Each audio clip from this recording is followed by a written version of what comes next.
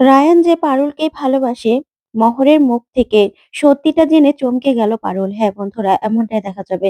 তাই সম্পূর্ণ জানতে ভিডিওটিতে লাইক দিয়ে চ্যানেলটি সাবস্ক্রাইব করে দেখতে থাকুন।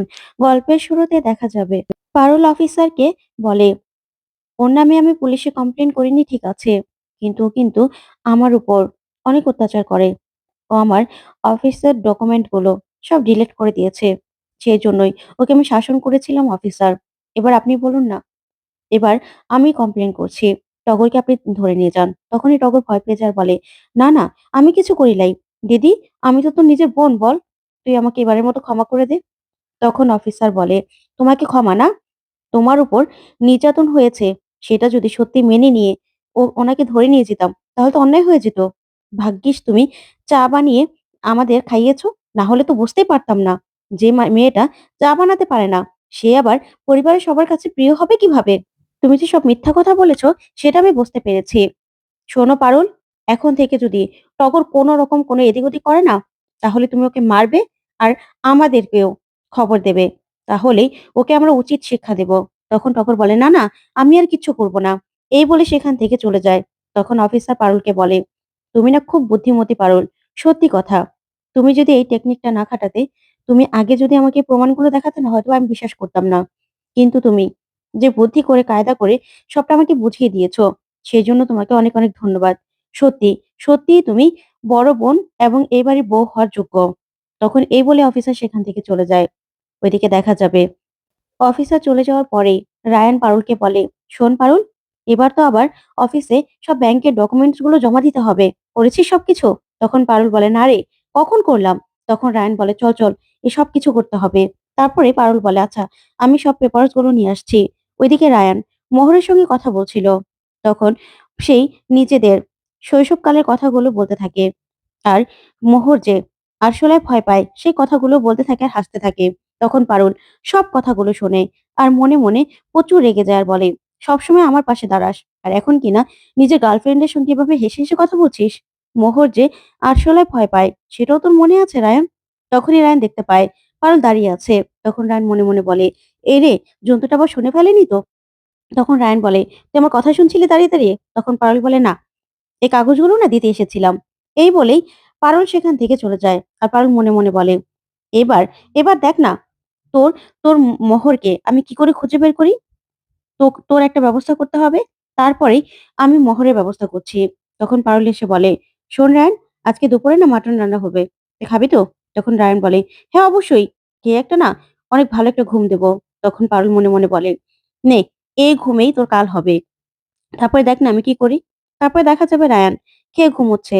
তখন পারুল চুপি চুপি আসে আর রায়ানের ফোনটা নিতে চায়। ঠিক তখনই রায়ান পারুলের হাতটা ধরে ফেলে। তখন পারুল রায়ানের হাতটা ধরেই রায়ানের দিকে তাকিয়ে থাকে আর মনে মনে বলে, তুই ঘুমন্ত অবস্থায় কত নিষ্পাপ লাগে রে রায়ান। তারপরেও দেখ না, তুই আমাকে রেখে অন্য একটা মেয়ের সঙ্গে কি করে কি করে প্রেম করছিস অন্য একটা মেয়ের জন্য। তুই আমাকেও হারাতে একটুও পিছপা হবি না। অথচ তুই আমার জন্য কত কিছু করিস। না, না, ওই মোহরকে আমি কিছুতেই ছাড়বো না। মোহরকে আজকে আমি ধরেই ছাড়বো। তারপরে রায়ানের ফোনটা হাতে নিয়ে নেয়।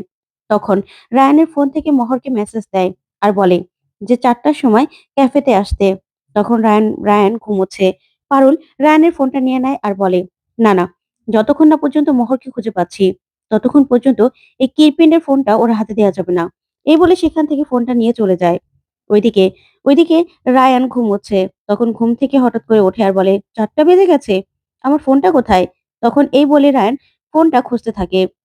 ওইদিকে পারুল, মল্লার, তারপরে মৈনাক আর তরিতাকে নিয়ে বেরিয়ে যায় আর বলে, আমি তো মোহরকে কখনো দেখিনি। তোমরা কিন্তু আমাকে চিনিয়ে দেবে। তখন ওরা বলে, ঠিক আছে। তারপরেই ওরা ক্যাফেতে চলে যায়। এদিকে মোহর রায়ানের মাকে ফোন করে আর বলে, আন্টি, আমি মোহর। আসলে রায়ানের সঙ্গে না আমার 4টার সময় দেখা করার কথা ছিল ক্যাফেতে। কিন্তু আমার একটু দেরি হবে। আমি 4:30টার সময় আসবো। তুমি না একটু রায়ানকে বলে দিও। তখন রায়ানের মা বলে, কি বলছিস? তোর সঙ্গে রায়ানের দেখা করার কথা? রায়ান তো পড়ে পড়ে ঘুমুচ্ছে। তখন মোহর বলে, কি জানি, ওই তো আমাকে মেসেজ দিয়ে বলল যে আমি যেন ক্যাফেতে আসি। তখন রায়ানের মা রায়ানের কাছে যায় গিয়ে বলে, কিরে রায়ান, তুই এখানে পড়ে পড়ে ঘুমোচ্ছিস? আর মোহর বলল, মোহরকে নাকি 4টার সময় ক্যাফেতে আসতে বলেছিস। তখন রায়ান বলে, কি বলছো মা? আমি তো মোহরের সঙ্গে কথাই বলিনি। আর মহরের সঙ্গে আজকে দেখা? কে বলেছে তোমাকে?" তখন রায়ানের মা বলে, "হ্যাঁ, মহরই তো আমাকে ফোন করে বলল যে ওর একটু আসতে দেরি হবে।" তখন রায়ানের বুঝতে আর বাকি নেই।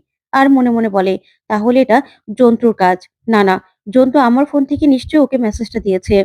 মহরকে ধরার আগেই যে করেই হোক আমাকে আটকাতে হবে।"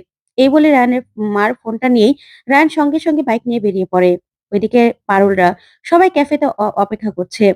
তখনই মহরও ক্যাফেতে এসে দাঁড়ায়। তখনই রায়ানের মায়ের মোবাইল থেকে এতগুলো মিসড কল দেখে রায়ানকে ফোন করে। তখন রায়ান বলে, "মহর তুই কোথায়?" তখন মহর বলে, "আমি তো সেই ক্যাফের বাইরেই।" তখন রায়ান বলে, "যাস না। ওখানে পারুল তোকে ধরার জন্য অপেক্ষা করছে।" তখন মহর চিৎকার করতে থাকে। ওইদিকে মৈনাক ক্যাফে থেকে এসেই মহরকে দেখে চিনে ফেলে আর বলে, "মোহর?" তখন মোহর তো মৈনাককে দেখেই দৌড়তে থাকে। তখন মৈনাক সঙ্গে পারুলকে গিয়ে খবর দেয় আর বলে, "পারুল, মোহর পালিয়ে যাচ্ছে।" তখনই পারুল সহ সবাই মিলে মহরের পিছন ছুটতে থাকে। ওইদিকে মহরও নিজের গাড়ি রেখে সেখান থেকে পালিয়ে যায়। ওইদিকে রায়ান এসে পারুলদের খুঁজতে থাকে কিন্তু কাউকে পায় না। তখন রায়ান বলে, "সর্বনাশ করেছে।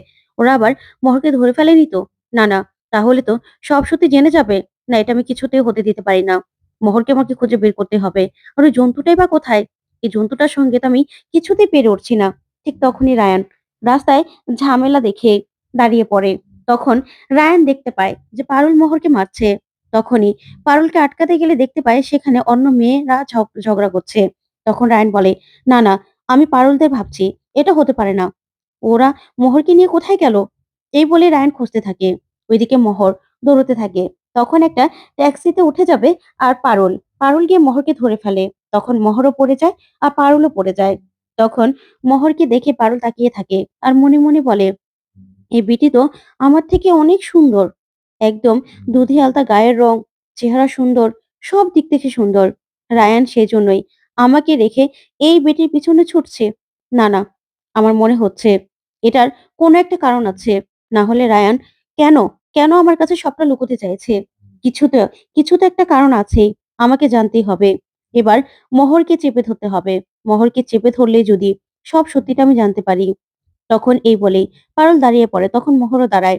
তখন পারুল বারবার করে মোহরকে দেখতে থাকে। আর মনে বলে, "সত্যিই তো, এই বেটি আমার থেকে অনেক সুন্দর। কিন্তু রায়ান তো আমাকে বলেছিল যে মানুষের সৌন্দর্য বা গায়ের রং আমার কাছে ম্যাটার করে না। মানুষটাই ম্যাটার করে। রায়ান, তুই সৌন্দর্যের পাগল হলি? তুই গুণের কোনো কদর করলি না?" এই কথাগুলো ভেবেই পারুল খুব কষ্ট পায়। তখন পারুল হঠাৎ করে বলে, "না, এর মধ্যে কিছু একটা তো কিন্তু আছেই। আমাকে জানতেই হবে। এই মেয়েটার থেকে জানতে হবে।" তখনই সবাই মিলে চেপে ধরে মহরকে আর বলে, "মহর, তোমার সঙ্গে কথা আছে।" তখন মহর যেতে না চাইলেই মহরকে সেখান থেকে কিডন্যাপ করে অন্য জায়গায় নিয়ে যায়। আরেকটা চেয়ারে বেঁধে রাখে আর বলে, "তোমাকে বলতে হবে সত্যিটা। রায়ানের সঙ্গে তোমার কি?" "কি বলো?" তখন মোহর কিছুই বলে না। তখন পারুল একটা কৌটোতে কতগুলো আরশোলা বের করে আর বলে, "এই আরশোলা এখন তোমার শরীরে দিয়ে দেব। তাহলে ভালো লাগবে তো?" তখন তো মোহর প্রচন্ডভাবে ভয় পেয়ে যায় আর বলে, "না, আমি আরশোলা খুব ভয় পাই।" তখন পারুল বলে, "আমি জানি তো।" তো বন্ধুরা, কেমন লাগলো আজকের আপডেট কমেন্ট করে জানাতে ভুলবে না। ধন্যবাদ।